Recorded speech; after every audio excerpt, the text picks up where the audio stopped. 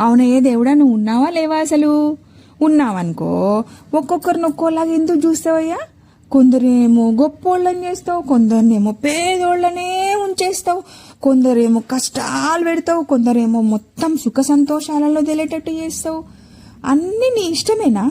ఏమన్నా అడిగితే ఏమంటారు? ఇదంతా పూర్వజన్మ కర్మఫలము అంటారు. ఈ కర్మఫలం కోసం ఇంకా ఈ జన్మంతా అనుభవించాల్సిందేనా?